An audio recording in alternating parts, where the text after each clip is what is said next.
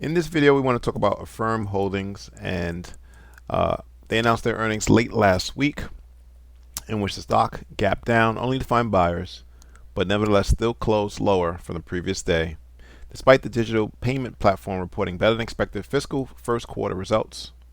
However, the market was looking for a bit more, despite the revenues reaching $699 million. That was good for 41% increase year over year, surpassing analyst estimates. Again, investors were looking for a stronger performance or a more optimistic future guidance. Now, this is the monthly chart,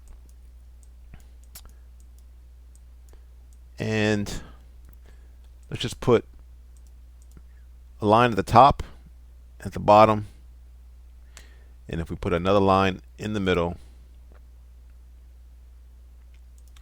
we can see that price is still selling at a discount.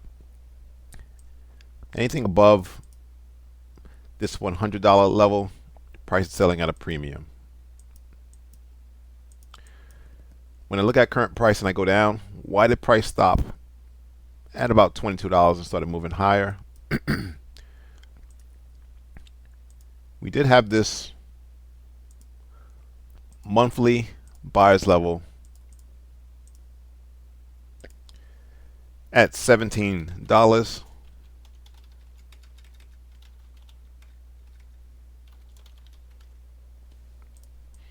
However, price just nipped the top of that zone before buyers stepped in to push price higher.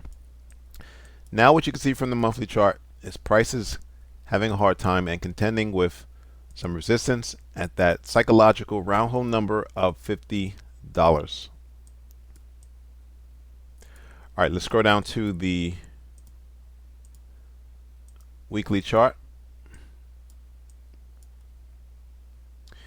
Now, when we go down to the weekly chart, you see this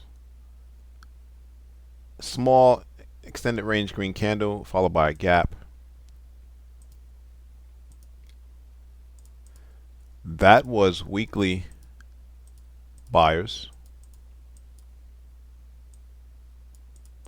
So now you have a monthly buy level just below a weekly buy level, making this region a very strong level for price to reverse, and that's what we exactly had. Now let's go down to the daily.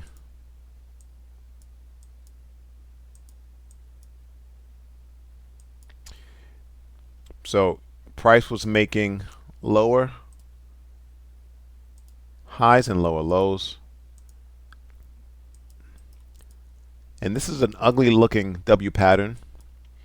You have divergence between price action and the relative strength index. Price never gave you an opportunity to get in anywhere. Typically when you have price close above the apex of the W, typically you see this type of pattern, but that didn't play out. Again, momentum was just too great to the upside. This right here, this gap high, was on earnings, and that's why price never gave you that pullback, which would have been an awesome entry to go long. All right, so I'm going to scroll down even further.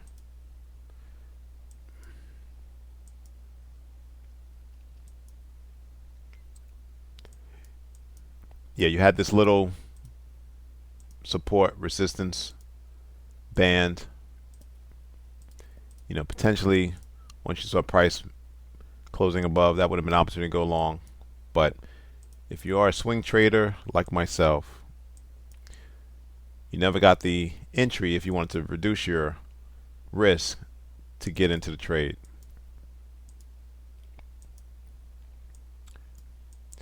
Now, although price did breach the lower end of the zone based on ATR, depending on what that number was, your stop may have went somewhere under the zone,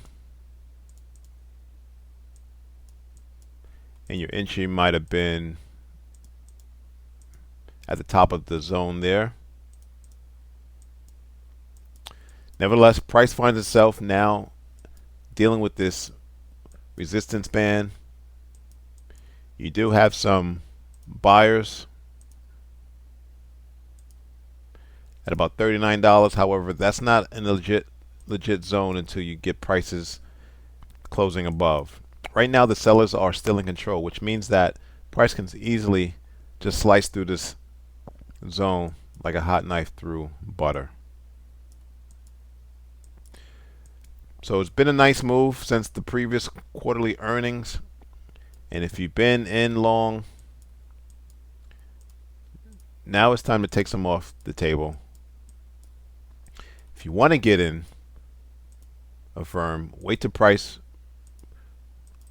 breaks this resistance level, pulls back, which should serve as support, and then that would be an opportunity to take it long. Thanks for watching. Subscribe. Please like the video.